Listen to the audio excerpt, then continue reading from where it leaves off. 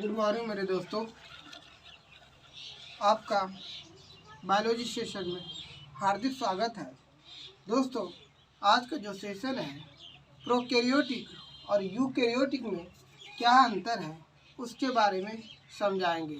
दोस्तों, इसके पिछले वीडियो में मैंने यूकैरियोटिक और प्रोकैरियोटिक के बारे में बहुत ही अच्छे ढंग से बताया था। आज उसका हम डिफरेंट जानेंगे कि यूकैरियोटिक और प्रोकैरियोटिक में क्या अंतर है। दोस्तों, पहले जानते हैं प्रोकैरियोटिक सेल। ये प्रारंभिक कोशिकाएं होती है दोस्तों, जिसको प्रिमिटिव सेल कहा जाता है। दोस्तों, प्रोकैरियोटिक सेल जो होता है ये प्रिमिटिव सेल होती है। जब यूकैरियोटिक सेल के बारे में हम जानते हैं दोस्तों, तो ये सुविकसित कोशिकाएं होती है, जिसको वेल डेवलप कहते हैं। आगे है दोस्तों, इनमें अविकसित केंद्रक होता है, जबकि यूकैरियोटिक में पूर्ण विकसित केंद्रक होता है। क्या होता है? यूकैरियोटिक में पूर्ण विकसित केंद्रक होता है। आगे है दोस्तों, केंद्रक झिल्ली तथा केंद्रिका अनुपस्थित होता है प्रोकैरियोटिक में, जबकि जो है यूकैरियोटिक में इसमें झिल्ली युक्त कोशिका अंगक उपस्थित रहता है। इसमें दोस्तों अर्थात यूकैरियोटिक में झिल्ली युक्त कोशिका अंगक उपस्थित रहता है। आगे है दोस्तों, इसमें समसूत्री कोशिका का विभाजन नहीं होता है। किसमें? प्रोकैरियोटिक सेल में जो है समसूत्री कोशिका का विभाजन नहीं होता है, जबकि यूकैरियोटिक सेल में दोस्तों समसूत्री कोशिका का विभाजन होता है। आगे है दोस्तों, श्वसन तंत्र प्लाज्मा में स्थित होता है प्रोकैरियोटिक में, जबकि यूकैरियोटिक में श्वसन तंत्र जो है दोस्तों माइटोकॉन्ड्रिया में उपस्थित होता है। कहाँ होता है दोस्तों? माइटोकॉन्ड्रिया में उपस्थित होता है। आगे है मेरे दोस्तों, प्रकाश संश्लेषी तंत्र झिल्लियों में होता है प्रोकैरियोटिक में, जबकि यूकैरियोटिक में प्रकाश संश्लेषी तंत्र हरित लवक में होता है दोस्तों। जबकि यूकैरियोटिक में जो है प्रकाश संश्लेषी तंत्र हरित लवक में उपस्थित होता है।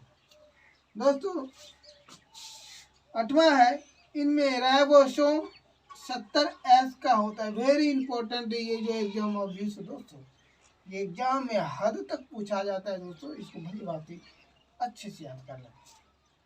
जबकि यूकैरियोटिक में जो है राइबोसोम 80S का होता है दोस्तों। कितना का होता है? 80S का होता है दोस्तों। 9वां है, कोशिका भित्ति पतली होती है प्रोकैरियोटिक में, जबकि कोशिका भित्ति यूकैरियोटिक में मोटी होती है। आगे है दोस्तों, प्रोकैरियोटिक में लैंगिक जनन नहीं होता है, जबकि यूकैरियोटिक में लैंगिक जनन होता है दोस्तों। आगे है, प्रोकैरियोटिक में केवल एक गुणसूत्र पाया जाता है, जबकि यूकैरियोटिक सेल में एक से अधिक गुणसूत्र पाया जाता है। आगे है दोस्तों,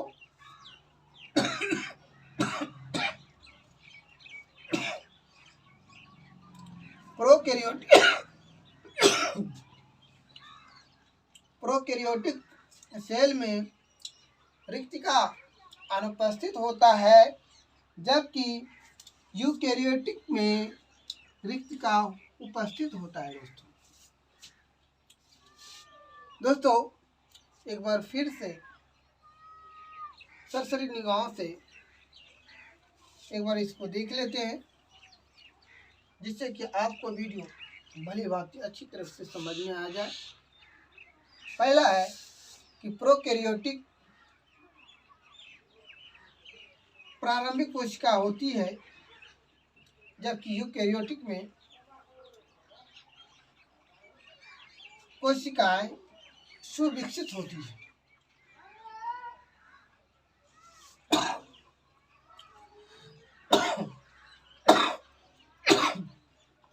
दोस्तों, दूसरा है प्रोकैरियोटिक अविकसित केंद्रक होता है, जबकि यूकेरियोटिक में पूर्ण विकसित केंद्रक होता है।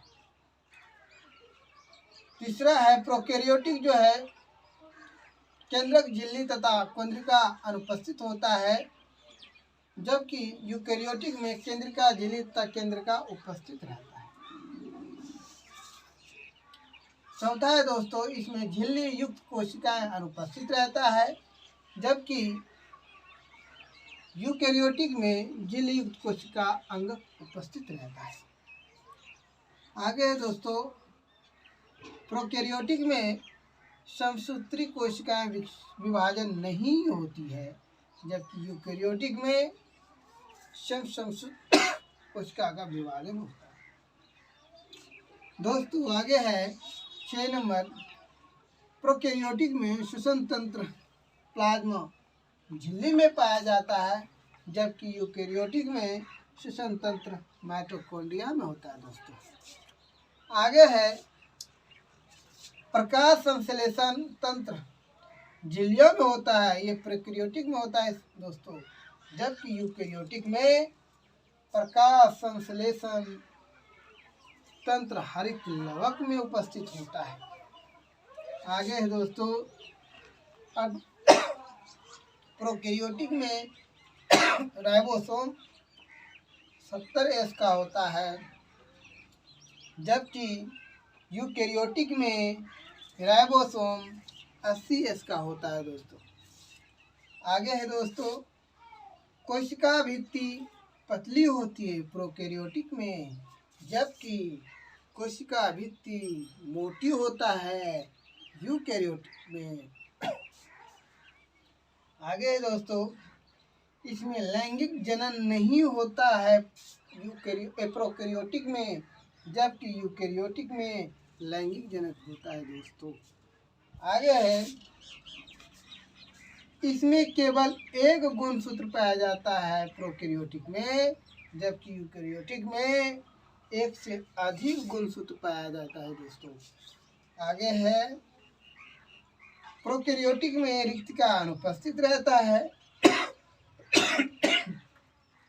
जबकि यूकेरियोटिक में रिक्तिका उपस्थित रहता है।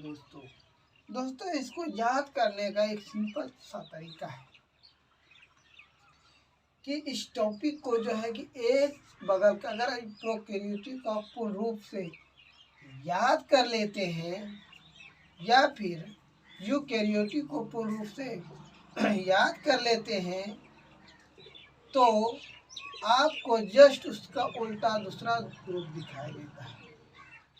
इसलिए एक पार्ट को अर्थात प्रोकैरियोटिक को या यूकेरियोटिक को, दोनों में से किसी एक को अगर पूर्ण रूप में याद रखते हैं, तो दूसरे का आंसर खुद ब खुद निकल जाएगा लमसम। दोस्तों, इसलिए अगर आप बहुत इंटेलिजेंट हैं तो दोनों को याद करें, तो सबसे ज़्यादा बेहतर होगा। धन्यवाद।